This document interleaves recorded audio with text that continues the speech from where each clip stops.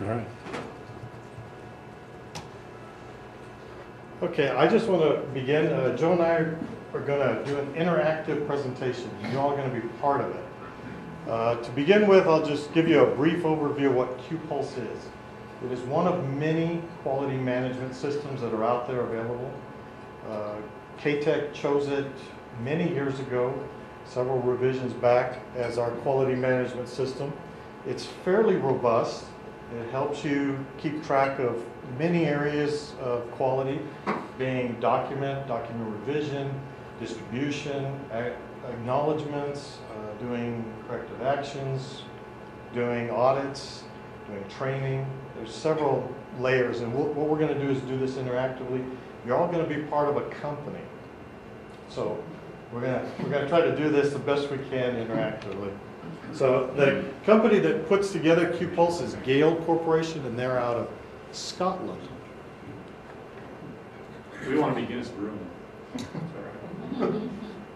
When QPulse opens up, it's basically a SQL Server backend for the techies. SQL Server backend. It's a client-server-based piece of software. It has several modules that can be customized to some extent. You have your capital module, your audit, the documents. For a small company, you can track customers. However, we tend not to do that because it's very limited in its capabilities. People, that's where you'll set up the users and what they have accessibility to. You can track their training. You can track your suppliers. Again, it's not as robust as a typical ERP program that most companies would have. And again, tracking assets is very limited.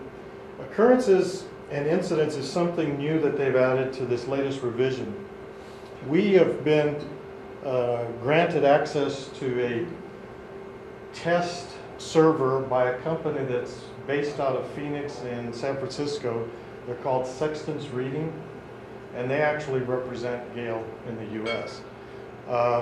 So their server here that we're attached to live via the Wi-Fi here, they basically have granted us access to every module.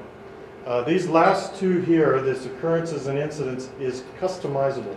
They can be set up for a particular company. The forms are all customizable. There's nothing stock in there. So everything you would do in those, I don't have any experience with those because they do cost extra in a normal installation, and we've chosen not to use it, so I don't have a background in that area. Administrative, this is where you would go in and set up all the preferences. It is so customizable. You can choose how you do numbering of your CAPAs, you can manage how every module is labeled, the fields, what you capture, what you report back out.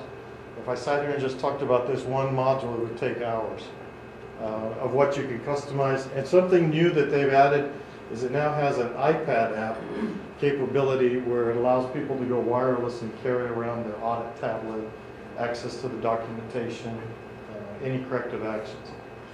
So we're going to jump right in to using the application. And so what we've done is we've created a company.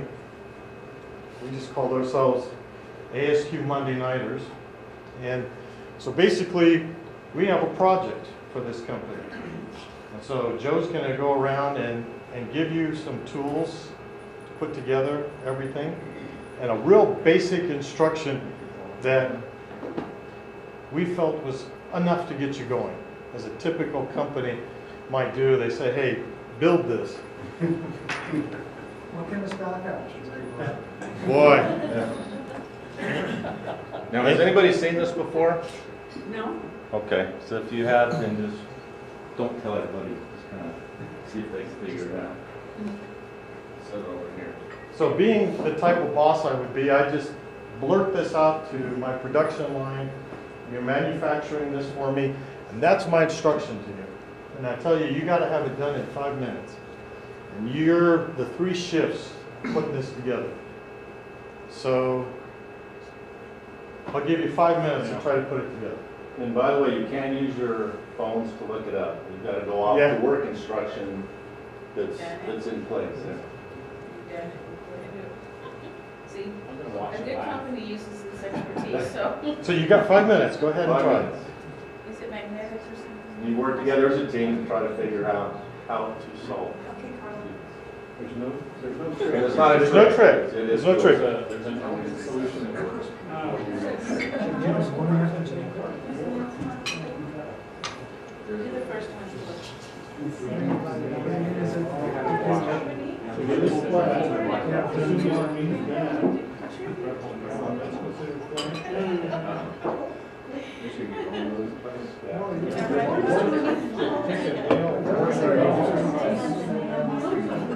yeah, it doesn't sit in the office. Argue the fence plan. There you go, all right. So define flat, is that? Like it was. Define flat. That's what I was saying, that's our first thing. I'll help you say Everybody say So is this? There's no trick to it, the exact straight up and down. There's really no. Okay, so everybody's already giving it all. It's just So- there's a solution. So what we're going to show is in QPulse, had this been a normal instruction, you all would have been receiving it through the software and you would have looked at it and go, what the heck are they asking me to do? And luckily, Don knows how to put it together. And he says, you know, your instructions just weren't good enough. He would go into QPulse under this instruction, open up the record, and right here he'd say, I've got a change request. And it would notify me as the owner of this document that, hey, I don't think there's enough detail there. There's not enough instruction. You know, we're going to set ourselves up for failure. And so he would go in here and type, I need more.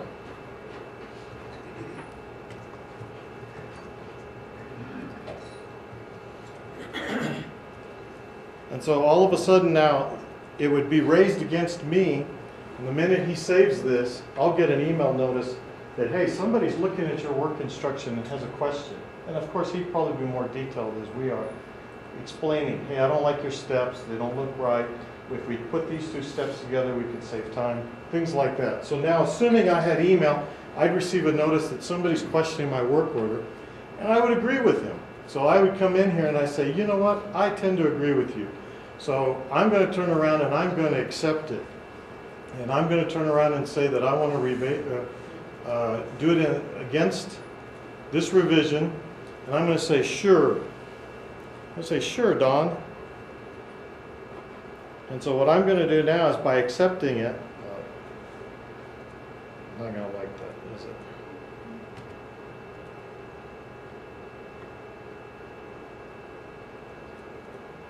We're connected across the LAN to them, and that's not going to work. Okay. I'm not going to do it that way. So I'm going to turn around and I'm going to go ahead and accept it by doing it this way. So what I'm going to do is I'm going to come up here and I'm going to say I'm going to create a brand new, oops, sorry. I'm going to revise this. So I'm coming up here and saying, give me a revision. And in QPulse, it allows me to bring up a wizard and it says, I'm going to start revision 2 of this same work instruction. And I'm going to accept his comments. And as an approver, I've got Joe over here that says, hey, he's going to approve this document once I'm done. And then I want to base it on the existing one. And so now, in a moment's notice, boom, I have a draft. And now I can begin working on a new draft to this revision. Luckily for you all, we have one. And so assuming that if I had taken the time to do this, let's go to desktop. And here's my revision B. Of course, we wouldn't normally put all of that information up. Something that you might want to mention to them real quick, John, is go back to where you just attached that document. Yes, here. Yeah. One of the things that QPulse has an option of doing is you can either embed the documents into the software itself, or you can end up linking them. And actually where we work, rather than embed everything into the software, we actually have folders set up with permissions on it, and we store everything in these folders, and QPulse is just a pointer. So it's got the option of either keeping them in folders or embedding them directly into the software itself. And that's where you see the embed or store in on there.